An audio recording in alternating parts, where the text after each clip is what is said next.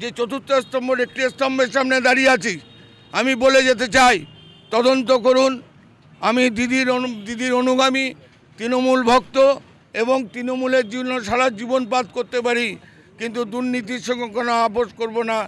বনগাঁ পৌরসভার পৌরপ্রধানের ইস্তফা ঘিরে সম্মুখে উঠে আসে তৃণমূলের গোষ্ঠীকন্দল। আর সেই ইস্তফা প্রসঙ্গে মুখ খুললেন পৌরপ্রধান গোপাল শেঠ।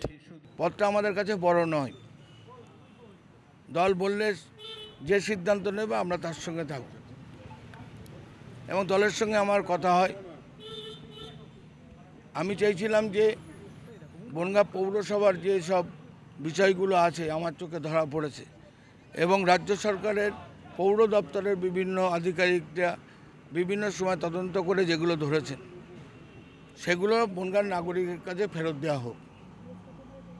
দীর্ঘ প্রথম থেকে শুরু করে এই অবধি আমি সাড়া পাইনি। হঠাৎ এই অপসারণের বিষয়টা বনগাঁর জনসমক্ষে বিভিন্ন মিডিয়ার মাধ্যমে আমার আত্মসম্মানকে বিঘ্নিত করে কুৎসিত মন্তব্য, দলের আভ্যন্তরীণ বিষয় আমি কোনো কথা বলিনি।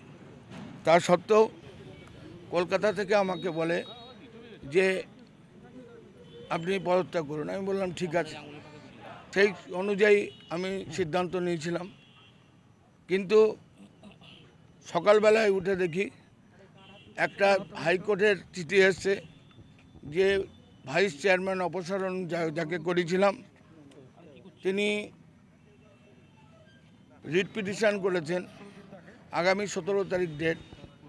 আমি পৌর আইন অনুযায়ী যতদূর জানি যে রিট পিটিশন করার পরে যখন সাবজুডিস ম্যাটার হয় সেখানে গিয়ে পদত্যাগ করা যায় না এবং দলের অনুশাসন মেনে আমি দলের যে নির্দেশ সেটাকে সামনে রেখে আমি ওই থেকে সাময়িক আমি ছুটি নিয়েছি।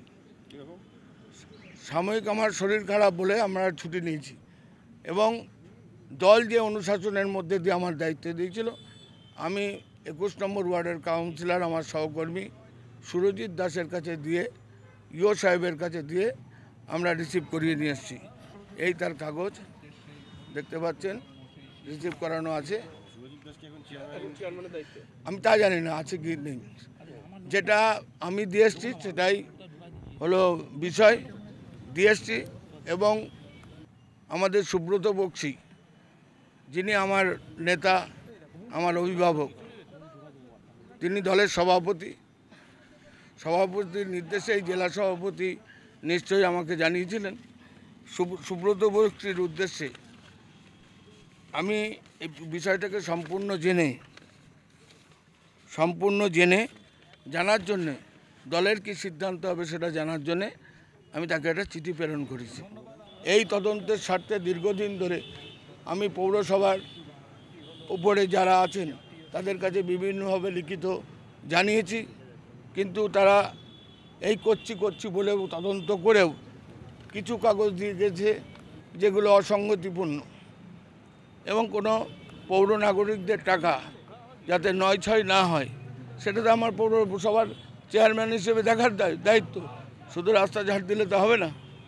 সেই জায়গায় দাঁড়িয়ে আমি শুধুমাত্র মুখ্যমন্ত্রী নয়, যে কেন্দ্রীয় যে তদন্ত বাহিনী যারা যে দপ্তরের আছে তাদের কাছে অভিযোগ জানিয়েছি এবং সেই তদন্তের পুঙ্খানুপুঙ্খি রাজ্যের মুখ্যমন্ত্রী আমার দিদি মাননীয় মুখ্যমন্ত্রীকে জানাচ্ছি, তদন্ত করুন। বনগাঁর পৌর নাগরিকের যদি কোনো অসঙ্গতিপূর্ণ কিছু থাকে সেগুলো বের করে পৌরসভায় ফেরত দিন। কোন তদন্তের কথা আপনি বলছেন? আমরা যেমন অমৃত আছে, হাউস ফল আছে, সহ বিভিন্ন আছে। কোন সময়?